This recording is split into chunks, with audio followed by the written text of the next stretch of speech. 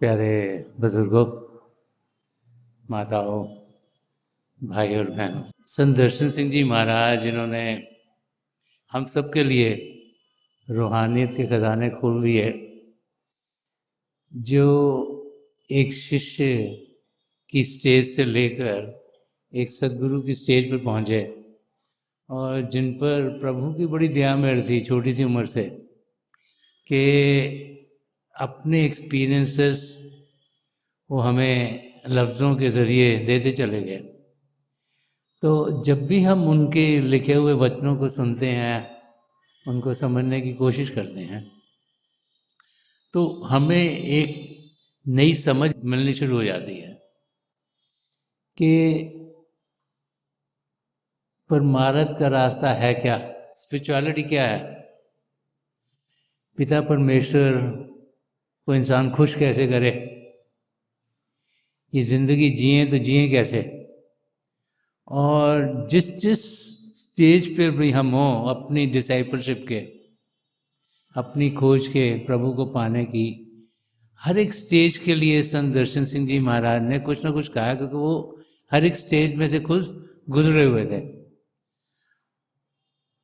और जब के 2 लाइनों में ही आप बहुत कुछ कह जाते हो तो उसको समझने के लिए कई बारी हजारों साल लग जाते हैं। संत दर्शन सिंह जी महाराज की पोइट्री जितनी ज़्यादा हम पढ़ने की कोशिश करते हैं, समझने की कोशिश करते हैं, उतने ही हम देखते हैं कि रूहानियत के रास्ते में गहराई कितनी है और उसके अलग अलग पहलू हमें समझ में आने शुरू हो जाते हैं। संत दर्शन सिंह जी महाराज जिन्हें लोग दूर दूर से मिलने के लिए आया करते थे, उनकी एक झलक पाने के लिए आया करते थे। और जैसे कबीर साहब फरमा गए हैं कि एक संत महापुरुष के दर्शन हम एक बार नहीं 1000 बार करें, तो कई बार ऐसे सेंटेंस समझना बड़ा मुश्किल होता है। एक तो इतनी बारी करने की ज़रूरत क्या है, और फिर क्या 1000 बार करेंगे तो 1000 बार अलग अलग एक्सपीरियंसेस होंगे। जब हम समझने की कोशिश करते हैं तो जो एक संत महापुरुष की संगत में आकर एक शिष्य बैठता है, उसे क्या क्या मिलता है वो समझना मुश्किल है, वो अनुभव करना से ही इंसान को समझ में आना शुरू होता है। तो संत दर्शन सिंह जी महाराज जी ने बहुत कुछ दर्शनों के बारे में कहा है कि जब हम महापुरुषों के दर्शनों के लिए जाते हैं तो उनसे क्या हम पाते हैं। और एक वर्स उन्होंने लिखा है जो कि एक्सप्लेन करता है कि जो दर्शन है उनके ज़रिए हमारे अंदर क्या क्या गेन्स, क्या क्या हमें चीज़ें मिलनी शुरू हो जाती हैं जिससे कि हमें फ़ायदा हो। संत दर्शन सिंह जी महाराज फरमा रहे हैं कि सरे मैखाना दर्शन को जो हो जाए तेरा दर्शन, कि सरे मैखाना दर्शन को जो हो जाए तेरा दर्शन, छलक उठे सुराई, छलक उठे सुराई, वज्द में आ जाए पैमाना। अब इस वर्स को जब हम समझने की कोशिश करें तो महापुरुष जब भी इस धरती पर आए हैं और जहाँ जहाँ आए हैं, जिस जिस देश में आए, जिस जिस कल्चर्स में आए हैं, उस लिहाज से उन्होंने वहाँ के एग्जाम्पल लेकर हमें समझाया है कि रूहानियत का रास्ता क्या है। रूहानियत का रास्ता ना तो देखा जा सकता है, ना ही पढ़ा जा सकता है, ना ही कोई हमें समझा सकता है। ये अनुभव करने का रास्ता है। तो इस रास्ते को फिर समझाया कैसे जाए? तो जो अनुभव, जो जो कल्चर्स थी जहाँ पर महापुरुष आए, जो वो जिस सोसाइटी में रहते थे, जिस किस्म के हालात थे, उनके एक्सपीरियंसेस को लेके, उनके एग्जाम्पल्स को लेके संत महापुरुषों ने समझाया है कि जो प्रभु को पाने का रास्ता है, जो रूहानियत का रास्ता है, ये है क्या। तो हम सब जब महापुरुषों के दर्शनों के लिए आते हैं तो कई तरीकों से हमें अपने महापुरुष के दर्शन होते हैं। ज़्यादातर तो हम उन्हें सत्संगों में पाते हैं, और सत्संग में हजारों लाखों लोग आए होते हैं, तो वो एक माहौल, और वहाँ में मिलता क्या है, वो महापुरुषों ने एक मधुशाला को लेकर समझाने की कोशिश की है। तो संत दर्शन सिंह जी महाराज ने वो एक एग्जाम्पल लिया है कि सरे मैखाना, मैखाना वो होता है जहाँ लोग शराब पीने जाते हैं। तो अब जो प्रभु को पाने के रास्ते पे चल रहा है, उसके बारे में संत दर्शन सिंह जी महाराज समझा रहे हैं कि जो एक संत महापुरुष की गैदरिंग होती है, जहाँ पर सत्संग होता है, जहाँ पर हम उनको मिलते हैं, उनके दर्शनों के लिए आते हैं, वो उस सब एटमॉस्फेयर को, क्योंकि वहाँ पे तरह तरह के लोग आते हैं, और एक मैखाने में भी तरह तरह के लोग आते हैं। कोई नहीं पूछता तुम इस रिलीजन को बिलोंग करते हो, इस फेथ को मानते हो, लाइफ में तुम पढ़े लिखे हो, नहीं पढ़े लिखे, कोई पूछता नहीं है, कोई भी जा सकता है। ऐसे ही सत्संग में हर एक किस्म का इंसान आता है, और उसे वहाँ मिलता क्या है। दर्शन सिंह जी महाराज फरमाते हैं कि सरे मैखाना दर्शन को जो हो जाए तेरा दर्शन। वो फरमा रहे हैं कि जब हम एक संत सदगुरु की सत्संग में पहुंचते हैं तो हजारों लाखों लोग हैं, और सब वहाँ आते हैं एक मस्ती के आलम में जाने के लिए। सब आते हैं खुश होने के लिए, सब आते हैं अपने दुख दर्दों को दूर करने के लिए, सब आते हैं ताकि उनकी ज़िंदगी खुशियों से भरपूर हो, सब आते हैं ताकि उनका ध्यान जो कि दुख दर्द में है, जो बाहर की दुनिया में है, उससे हटे, और वो सुख चैन की ज़िंदगी जिए, प्रेम से जिए, ऐसी शांति पाएँ जो कि सदा सदा के लिए टिक सके। और सब आते हैं ताकि जो माया की दुनिया के दुख उन पर पड़े वो हट पाए। और लोग आते हैं कि जो ज़िंदगी का मकसद है, जो अपने आप को जानना है, जो पिता परमेश्वर को पाना है, वो मकसद उनका पूरा कैसे हो, उस मकसद को समझने के लिए, जानने के लिए, उसको पूरा करने के लिए आते हैं। और बार बार जब हम हिस्ट्री की ओर ध्यान देते हैं, महापुरुषों की जिंदगी को पढ़ते हैं, तो उसमें संत महापुरुषों के दर्शनों पर बड़ा जोर दिया गया कि उनकी संगत में जाकर हमारे दुख दर्द हरण होंगे। यही हमारा बिलीफ है, इसीलिए हम आते हैं उधर, क्योंकि हमने ये सुना हुआ है, जाना हुआ है, बहुतों ने अनुभव भी किया हुआ है कैसे होता है। कई एग्जाम्पल्स हमें सुनने को मिलते हैं, और कईयों ने तो अपनी फैमिली में देखे हुए हैं कि कोई तकलीफ़ है, बहुत भारी फिज़िकल तकलीफ़ है, डॉक्टर्स कह रहे हैं तुम बच नहीं पाओगे, और महापुरुषों के पास आते हैं, उनसे उनकी दया मेर मांगते हैं, और फिर चीज़ें ठीक भी हो जाती हैं। तो कई एग्जाम्पल जब हमारी ज़िंदगी में खुद होते हैं तो हमारा बिलीफ और बढ़ता चला जाता है, हमारा फेथ उसमें बढ़ता चला जाता है। तो यहाँ पर संत दर्शन सिंह जी महाराज समझा रहे हैं हमें कि जो एक गैदरिंग है, एक सत्संग का समूह है, उसमें जब एक शिष्य आता है तो उसकी यही कोशिश होती है कि मुझे अपने सद्गुरु के दर्शन मिलें। तो दर्शन कैसे मिलें? उनकी या तो अटेंशन मिले। अब एक संत सद्गुरु जब सत्संग में होते हैं तो उनके ज़रिए जो रूहानियत की किरणें हमारी ओर आ रही हैं, वो सारी संगत में बिखरती रहती हैं। तो उनको अगर आप देखोगे, उनकी नज़रें कभी यहाँ जा रही हैं, कभी यहाँ जा रही हैं, कभी यहाँ जा रही हैं, कभी वहाँ जा रही हैं, कभी वहाँ जा रही हैं, कभी वहाँ जा रही हैं, कि वो रूहानियत की किरणें जो उनकी प्रेजेंस से आ रही हैं, जो उनकी आंखों के जरिए आ रही हैं, वो सारी संगत में रहती हैं। और हमारी यही कोशिश होती है कि हम उन रूहानी किरणों को पकड़ सकें। एक शिष्य की यही कोशिश होनी चाहिए। तो संत दर्शन सिंह जी महाराज फरमा रहे हैं कि मैं सत्संग में तो आ गया कि सरे मैखाना, वो सत्संग जहाँ हजारों लाखों लोग आए, मैं भी वहाँ पे आ गया। अब आ गया तो मेरी इच्छा क्या है, मेरी तमन्ना क्या है, मैं चाह क्या रहा हूँ कि मुझे कुछ अटेंशन मिले, जो सदगुरु की प्रेजेंस है उसका मैं अनुभव कर पाऊँ, कोई रूहानी किरणें जो उनसे आ रही हैं उनको मैं जज्ब कर पाऊँ, उनको मैं ले सकूं।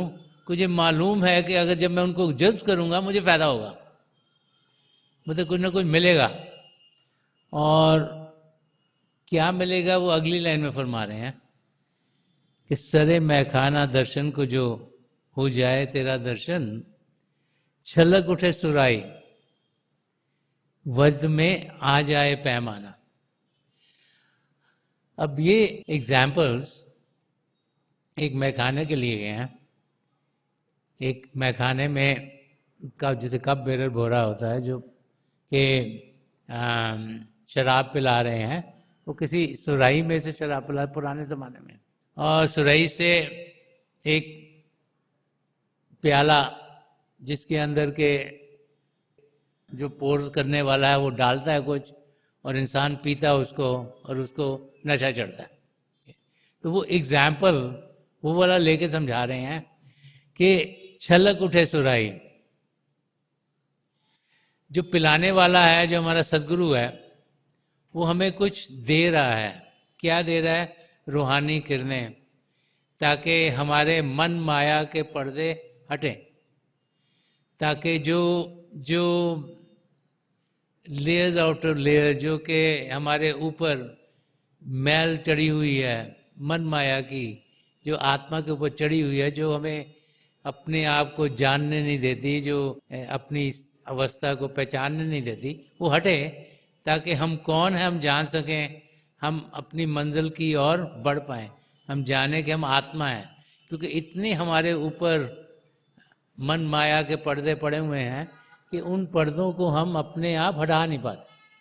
तो जब उनकी दया दृष्टि पड़ती है, उनसे रूहानी किरणें हम तक आती हैं, तो वो जितने भी मन माया के पर्दे वो हटने शुरू होते हैं। जब हटने शुरू होते हैं तो हम अपने आप को अपने रूप में पाना शुरू करते हैं। और उनसे मिल क्या रहा है? जो वर्ड सुराई का इस्तेमाल किया गया, छलक उठे सुराई, कि जो वो देने वाले हैं उसमें और बढ़ोतरी हो जाती है, उसमें कभी कमी नहीं होती कि सुराई जो है वो ओवरफ्लो कर रही है। वो नहीं तो किसी सुराही में कुछ पड़ा होगा तो आप एक कप में डालोगे, दूसरे में डालोगे, तीसरे में डालोगे, चौथे में डालोगे, खत्म हो जाएगा, नहीं।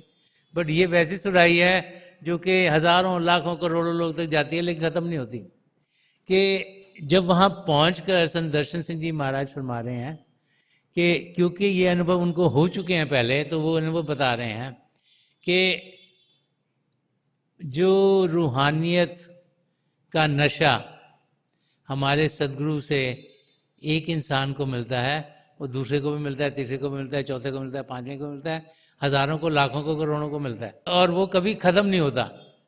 तो वो समझा रहे हैं कि छलक उठे सुराई, तो जो जहाँ से वो चीज़ मिल रही है, जो चीज़ मिल रही है वो भी बढ़नी शुरू हो जाती है, उसमें भी और तरक्की होती है, और वो क्योंकि बढ़ती है इस करके जिसको भी जो भी चाहिए उसको कभी कमी नहीं आती किसी चीज़ की।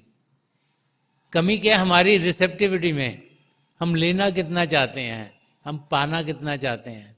और इसीलिए बार बार समझाया जाता है कि जब हम किसी महापुरुष के चरण कमलों में पहुँचें और अगर हमने उनसे कुछ पाना है तो हमें अपनी ईगो को, अपने हुमे को काबू में करना होगा। अगर हम आए हैं उनकी जांच पड़ताल करने के लिए, अगर हम आए हैं देखने के लिए उनको आता क्या है जी, अगर हम आए हैं देखने के लिए कि वो कर क्या सकते हैं, अगर हम आए हैं कि हम जी टेस्टिंग कर रहे हैं, तो हम कुछ पाएंगे नहीं। हम अपनी टेस्टिंग करके जा सकते हैं, खुश होकर जा सकते हैं, लेकिन जब तक हमारी हुमे काबू में नहीं आएगी, जब तक ईगो हमारी काबू में नहीं है, तब तक इंसान को कुछ मिल नहीं सकता। अगर प्याला है, अगर सुराही ऊपर से होगी तभी प्याले में पानी जाएगा। अगर प्याला सुराही के ऊपर खड़ा हुआ है और सुराही को देखने की कोशिश कर रहा है तो कभी पा नहीं सकेगा कुछ भी। तो यहाँ समझा रहे हैं कि छलक उठी सुराही, जो सुराही है जो देने वाली है वो झूम रही है, वो मस्ती में झूम रही है। और वज्र में आ जाए पैमाना, कि जो प्याला है, जो हम हैं जिन्होंने वो रूहानी सुराग को जज्ब करना है, क्योंकि हमें उनके दर्शन मिल गए। कैसे मिल गए? शायद उनकी नज़रें हमारी नज़रों से मिल गई हों, शायद जब सत्संग में आए हों आते जाते उनका हाथ हमारे सिर पे पड़ गया हो, शायद उन्होंने दूर से देख लिया हमें, चाहे नज़रें ऊपर करी हों चाहे नीचे करी हों, शायद कोई और तरीका हो जिससे हमें लगा कि हमें अटेंशन मिली है। सो उनकी प्रेजेंस से कुछ भी अटेंशन हमारी, और चाहे दूर से आ रही हो चाहे नज़दीक से मिली हो, उससे क्या होता है कि हमारी जो आत्मा है जो कि शरीर में बिखरी हुई है वो एकाग्र होनी शुरू होती है। और जब वो एकाग्र होती है, जब इकट्ठी होती है, तो यहाँ शिव नेत्र पर इकट्ठी होती है। और फिर अलग अलग अनुभव अलग अलग लोगों को होते हैं, क्योंकि अलग अलग रिसेप्टिविटी हम सबकी, जितनी जितनी हमारी रिसेप्टिविटी उस लिहाज से उस किस्म के हमें अनुभव होंगे। ठीक, और कैसे हमारे कर्म है, किस भाव से हम बैठे हुए हैं, किस भाव से हम आए हैं। और फिर हमें ऐसे अनुभव हो सकते हैं कि हम अंदर की दुनिया में बढ़ जाएं। एक ही दर्शन पाकर अगर हम टोटली रिसेप्टिव होंगे, पात्र होंगे, और इसीलिए बार बार समझाया जाता है कि हम सद्गुणों को अपनी ज़िंदगी में डालें। हमारी ज़िंदगी सच्ची सुच्ची होगी, पवित्र होगी, निष्काम सेवा भाव से हम जिएंगे, औरों के मददगार होंगे, एक पवित्र ज़िंदगी जिएंगे, कंपैशनेट होंगे, लविंग एंड केयरिंग होंगे, तो फिर हम देखेंगे कि उनकी ओर से जो रूहानी किरणें आई हैं, जो उनकी ओर से हमें अटेंशन मिली है, उससे क्या है कि हमारी जो सूरत है जो बिखरी हुई शरीर में, वो यहाँ शिव नेत्र पर एकाग्र होगी, और उनकी दया मेहर से हम अंदर की दुनिया में जा सकते हैं। उस यात्रा पर जो प्रेम की यात्रा है, वो यात्रा जो खूबसूरत ही खूबसूरत है, और वहाँ पहुँचेंगे, वैसे अनुभव करेंगे जहाँ पर शांति शांति है, प्रेम ही प्रेम है, और सुख चैन ही सुख चैन है। और ऐसी अवस्था में हम सब जा सकते हैं। ये हम पर निर्भर है कि हम किस अवस्था में खुद हैं। ये हम पर निर्भर है कि हम भजन अभ्यास करते हैं कि नहीं करते। ये हम पर निर्भर है कि हमने अपनी ज़िंदगी कैसे बनाई है। लेकिन उनकी ओर से किरणें सब तरफ जा रही हैं, और सेम टाइम पर हम सब प्रभु की नज़दीकी पाने की ओर बढ़ जाते हैं।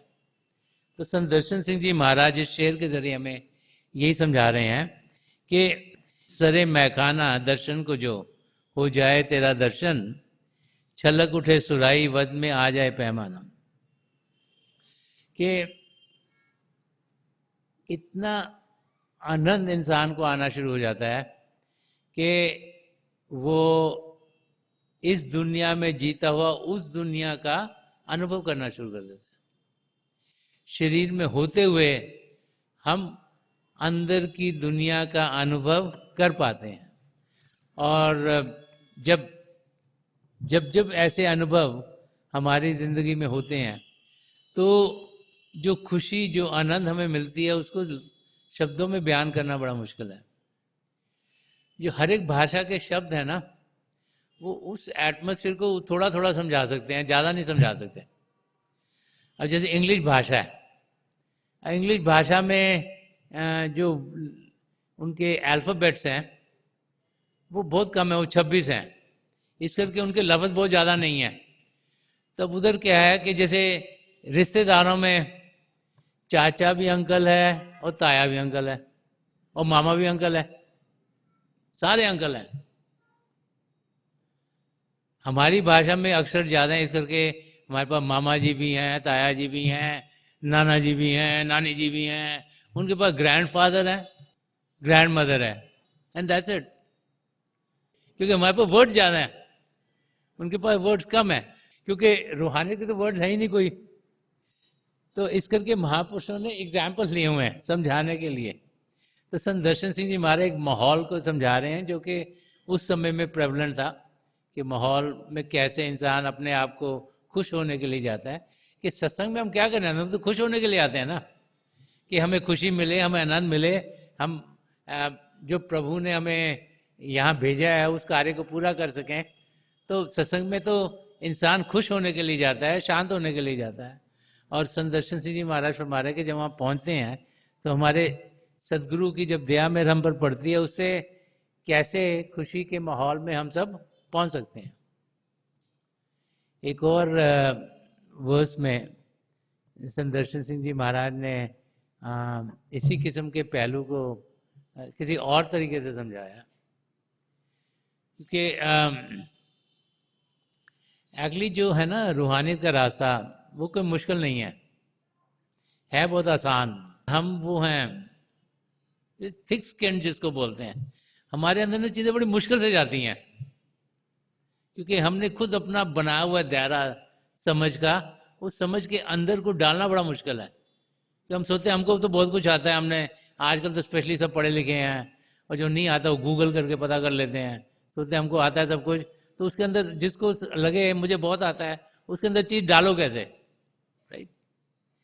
तो रूहानियत का रास्ता जब हम महापुरुषों के लफ्ज़ों को पढ़े, वो भी तरीके से हमें समझाते रहते हैं, चीज़ तो एक ही है। प्रभु ने सृष्टि रची, उनके बहाने में सब कुछ होता है। पत्ता भी हिलता है तो प्रभु की रजा से हिलता है। हम प्रभु के अंश हैं, हम आत्मा हैं, भटक चुके थे, किसी कारण हमने कहा हम जी सैर करने जा रहे हैं। पिता में कहे हाँ बेटा जाओ, भेज दिया प्यार से। सचखंड से हम पार ब्रह्म में पहुंचे और देखा ऐसा यार कुछ और देखें, चलो यार भ्रमण में चलते हैं। भ्रमण में गए, कुछ और देखा, लगा कुछ और भी है देखने, चलो चलो, वो अंड में पहुंच गए। अब अंड में गए, लगा ओहो अभी तो और भी कुछ देखने को, पिंड में आ गए। अब पिंड में आ गए तो अब समझ नहीं आ रहा वापस कैसे जाएं, फंस गए आगे। क्यों, ये भी देख लिया, वो भी देख लिया, वो भी देख लिया, वो अब और क्या देखेंगे। देख देख देख के इंसान जिसने बहुत कुछ देख लिया है उसको और कुछ जरूरत नहीं। जैसे जब इंसान गरीब होता है, उसके पास पैसे नहीं है, उसको लगता है मैं पैसे कमाऊं, तो उसको पैसे पैसे पैसे का कुछ दिखता नहीं। जब उसके पास पैसे बहुत हो जाते हैं फिर उसको लगता है ओहो मेरी तो फैमिली में ट्रबल हो रही है यार, मैंने बच्चों को टाइम नहीं दिया, मैंने बीवी को टाइम नहीं दिया, मैंने इधर टाइम नहीं दिया। घबराहट शुरू होती है कि वहाँ टेंशन शुरू हो जाती है, राइट। तो उम्र बढ़ती है कि पैसे कमाते तो कई साल लगते हैं ना, एक दिन में तो आते नहीं पैसे। तब तक इंसान जब तक पहुँचता है तब तक कभी गोडे में दर्द, कभी वो डाइजेशन सिस्टम, आजकल वो रिफ्लक्स हो रहा है सारी दुनिया को, और तरह तरह की बीमारियां फैल रही हैं। तो महापुरुष क्या करते हैं, उसी बात को बार बार बार दोहरा, कभी यहाँ से दोहराते हैं, कभी यहाँ से दोहराते हैं, कभी यहाँ से दोहराते हैं, कहते हैं इनके अंदर घुस जाए किसी तरीके से। इसी करके अलग अलग शेर सब चीज एक ही बात कर रहे हैं, लेकिन अलग अलग एग्जाम्पल्स के जरिए समझा रहे हैं। यहाँ संत दर्शन सिंह जी महाराज ने उठे हैं दरे साकिए उल्फत से जो दर्शन, उठे हैं दरे साकिए उल्फत से जो दर्शन, महसूस ये होता है कि कुछ पाके चले हैं। अब यहां पर संत दर्शन सिंह जी महाराज जो वर्ड समझने के वहां है, दरे साकिए उल्फत, और बड़ा इंटरेस्टिंग है। जब आप उर्दू पढ़ोगे तो लगे जब वर्ड ऐसे लिखे जाते हैं पढ़े ऐसे जाने चाहिए। वो कह रहे हैं जो उल्फत से भरा हो, जैसे दरे साकी उल्फत, क्या है कि साकी का जो एटमोसफियर उल्फत से भरा, प्यार से भरा, तो प्यार से भरा हुआ जो साकी का दर है, दरे साकी उल्फत, उल्फत से भरा हुआ साकी का दर। जहाँ पर भी सदगुरु हैं वही सांस तो हवा, राइट। वो जहाँ पर भी हैं वो प्यार से भरा हुआ महफिल है। क्यों, क्योंकि वो तो चाहते हैं कि हम प्रभु के प्रेम का अनुभव करें, वो प्रभु के प्रेम से जुड़े हुए हैं। उनका तो काम ही है कि वो प्रभु के प्रेम का अनुभव हमें कराएं, ताकि हम जो कि दुनिया के प्रेम के चक्कर में फंसे हुए हैं उससे निकलें, प्रभु को याद करें, प्रभु को जानें, प्रभु को पहचानें, प्रभु की नज़दीकी पाएं और प्रभु से एक में को। तो उनका काम क्या है कि हमारी आत्मा जो इस शरीर में है और परमात्मा जो भी इस शरीर में है, परमात्मा कहीं बाहर नहीं, आसमान में नहीं है, हम सबके भीतर हैं। तो हमारे सदगुरु एक कैटलिस्ट का काम करते हैं।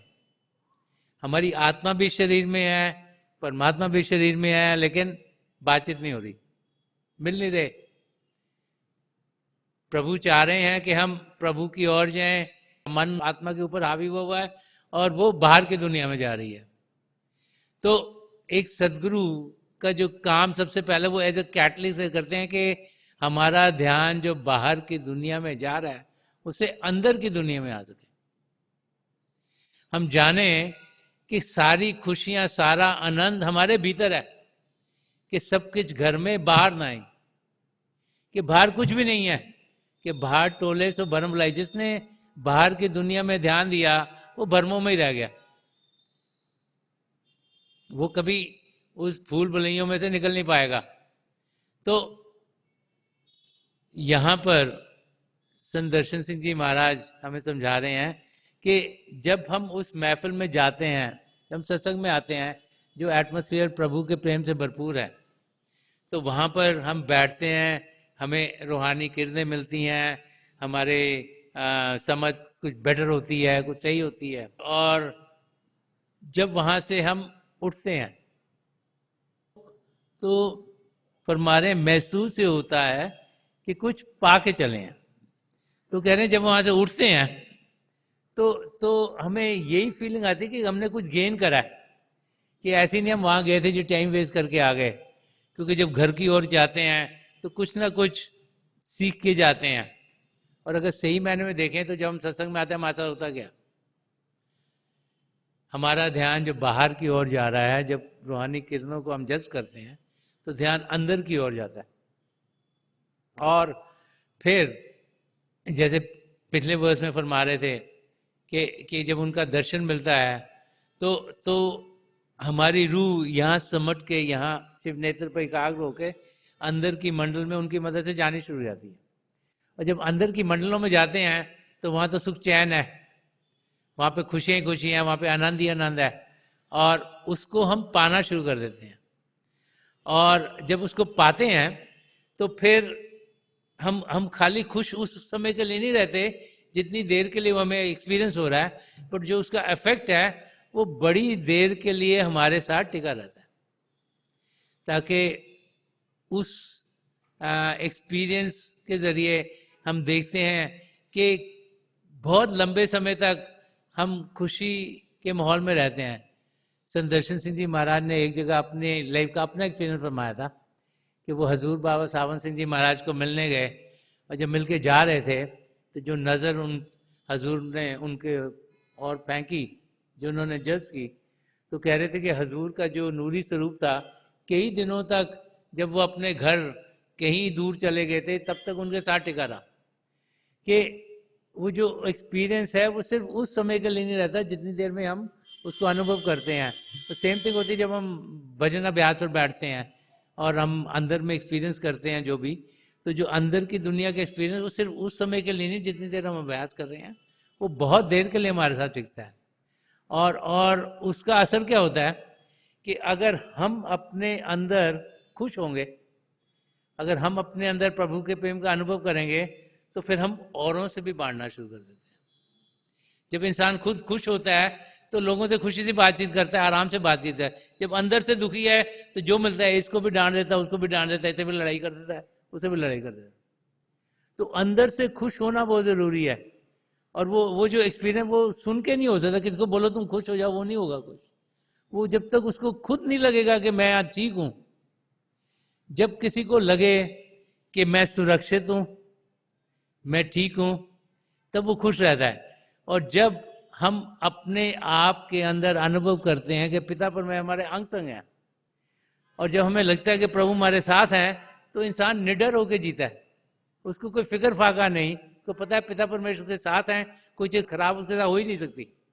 और उस स्टेट में हम जब अपने आप को पाते हैं तो फिर हम बड़े प्यार से जीते हैं कि हमें पता है कोई चीज़ खराब नहीं होगी। जिससे मिलते हैं हंस के मिलते हैं, स्माइल करके मिलते हैं, बातें भी अच्छी अच्छी करते हैं, एटमॉस्फेयर को भी अच्छा बनाते हैं, खुद भी खुश रहते हैं, औरों को भी खुश रखते हैं। और ये सब असर है कि हम एक सदगुरु की संगत में होके आने का। तो संत दर्शन सिंह जी महाराज फरमा रहे हैं कि उठे या दरे साकी है, उल्फत से जो दर्शन महसूस ये होता है कि कुछ पा के चले। और अगर इसको और गहराई में समझने की कोशिश करें तो जब इंसान को महसूस होता है मैं कुछ पा के चला हूं, तो वो क्या है? वो शुक्राने का भाव है। वो प्रभु को शुक्राना देना है कि हे पिता परमेश्वर, देखो मैं यहाँ गया था, मुझे कुछ मिला है, तो मैं आपका शुक्रिया अदा कर रहा हूं कि आपने मुझे भेज दिया यहाँ पर। क्योंकि जो इंसान है उसको इतना कुछ मिला है, इंसान शुक्रिया नहीं करता। जो 100 में से 99 चीज़ें मिली हैं उसका तो शुक्रिया करता नहीं। जो एक चीज़ नहीं मिली रोता पिटता रहता सवेर रात तक, मेरे साथ ये नहीं हुआ, मेरे साथ वो नहीं हुआ, उनके साथ तो ये हो गया, मेरे साथ ये हो गया, ऐसे ही करता रहता है। तो हमें जो 99 चीज़ें मिले उनका तो शुक्रिया अदा करना चाहिए, और करेंगे तो जो एक नहीं मिली वो भी खुद मिल जाती है। एक जगह और संत दर्शन सिंह जी महाराज ने फरमाया, वो फरमाते हैं कि नफज नफज मुझे लाजिम मैं शुक्र का सदा, कि मेरे दोस्त का ऐसा है जिंदगी मेरी। तो फरमाते हैं कि हर सांस में मैं पिता परमेश्वर का शुक्रिया अदा करता हूं कि उनकी ही प्यार ने मुझे ये जिंदगी दी है। कि नफज नफज लाजम मैं शुक्र का सदा, कि मेरे दोस्त का, प्रभु को अपना दोस्त बताया हुआ है क्योंकि उनसे नज़दीकी कोई है नहीं, का एहसान है जिंदगी मेरी कि पिता परमेश्वर ने हमारी आत्मा को जो 84 लाख जिया जो उनमें भटक रही थी, ये मानव चोला दिया है। तो उनका शुक्रिया अदा करना हर एक सांस में संत दर्शन सिंह जी महाराज फरमा रहे हैं कि मैं उनका शुक्रिया अदा करता हूँ। तो ये जो दूसरा शेर भी है, महसूस ये होता है कि कुछ पा के चले हैं, ये एक प्रभु को शुक्राना कर रहे हैं कि हे पिता परमेश्वर, मेरा जो समय था वो प्रॉपरली यूज़ हुआ, उसमें मुझे फ़ायदा ही फ़ायदा हो रहा है, मैं कुछ गेन करके जा रहा हूँ, मेरे अंडरस्टैंडिंग जो है रूहानियत की बेटर हो रही है, मेरी रूह सिमट पाई, अंदर की दुनिया में जा पाया, अंदर की खुशियों का अनुभव कर पाया, उसका शुक्राना कर रहे हैं। और जब हम अंदर की दुनिया में बढ़ते हैं उसके बराबर की और कोई चीज़ है नहीं, क्योंकि जो जिंदगी का मकसद है वो सिर्फ अपने आप को जानना नहीं, वो परमात्मा को पाना भी है। तो अपने आप को जानना कि हम एक आत्मा हैं, उसके बाद जब हम कदम उठाते हैं प्रभु की ओर बढ़ने के, तो हम पिता परमेश्वर को पा सकते हैं। हम में से हर एक पिता परमेश्वर को पा सकते हैं, हम सब प्रभु की संतान हैं। और इसीलिए बार बार संत कृपाल सिंह जी महाराज और संत दर्शन सिंह जी महाराज हमें समझाया करते थे कि हम भजन अभ्यास करें, कि अंदर की दुनिया में बढ़ें। तो हम कहीं भी हों, अपने सदगुरु के शारीरिक रूप से नज़दीक हों या हजारों मील उनसे दूर हों, जब हम भजन अभ्यास करते हैं, वो भाई बहन जिन्हें नाम की देन मिली है, उनके सदगुरु यहाँ शिव नेत्र पर टिक जाते हैं, उनके नूरी स्वरूप यहाँ पर टिक जाते हैं। और जब भी हम अभ्यास करेंगे हम उन तक पहुँच सकते हैं। वो जो भाई बहन कहते हैं हमें अपने सदगुरु के नूरी स्वरूप के दर्शन नहीं हुए, वो कमज़ोरी उनकी अपनी है, वो समय प्रॉपरली देते नहीं, वो जो हदायतें दी हैं उनको मानते नहीं, पूरी करते नहीं, और सोचते हैं कि हमें दर्शन हो। लेकिन जो हिदायतों को पूरी करते हैं, सदगुणों को ज़िंदगी में डालते हैं, बाकायदगी से अभ्यास करते हैं, वो अपने सदगुरु के नूरी स्वरूप तो ज़रूर पहुँचते हैं, और वो फिर हमें अंदर की दुनिया में लेके जाते हैं। तो हम सब जिन्हें के परम संत कृपाल सिंह जी महाराज, दयाल प्रसन्न दर्शन सिंह जी महाराज ने नाम की देन दी है, हम सब बड़े खुशकिस्मत हैं कि ये दोनों महापुरुष जो हजूर बाबा सावन सिंह जी महाराज के नाम लेवाते हैं, कि इन तीनों महापुरुष की दया मेरे से हम सबको प्रभु को पाने का रास्ता दिखाया गया है। अब हम उस पर तेजी से चलें, अपनी ज़िंदगी को शुद्ध करें, पवित्र करें, सद्गुणों को ज़िंदगी में ढालें और बाकायदगी से रोज़ाना अभ्यास करें। जब जब दिन में मौका मिले सिमरन करें, ताकि ध्यान प्रभु की ओर लगा रहे। और जब ध्यान प्रभु की ओर लगेगा तो हम अपनी मंजिल को ज़रूर पा लेंगे। तो थोड़ी देर के लिए हम सब अभ्यास के लिए बैठ जाएं। आप जहाँ भी बैठे आराम से बैठिएगा, अपनी आंखें बंद कर लीजिएगा और ये जो आंखों के डेले आई बॉल्स हैं ये सीधी सामने, जैसे 8-10 दिन सामने आपके फोकस हों। आंखें बंद करते ही वो भाई बहन जिन्हें नाम की देन मिली आप सिमरन कीजिएगा। और जो भाई बहन यहाँ नए हैं, आप पिता परमेश्वर के किसी भी जाति नाम का जाप कीजिएगा। जाप मन ही मन करना है, ऊंचा नहीं दोहराना। मेरी हजूर बाबा सावन सिंह जी महाराज, परम संत कृपाल सिंह जी महाराज, दयालपुर संत दर्शन सिंह जी महाराज के चरण कमलों में यही प्रार्थना है कि जो जो हम सबके लिए बेहतर हो महापुरुष हमें दें, हमें सबके साथ जोड़ें और हमारे भीतर प्रभु की ज्योत के हमें दर्शन करवाएं। थोड़ी देर में मैं आपको इस बैठक से उठाऊंगा और मेरी शुभकामनाएं आप सबके साथ हैं।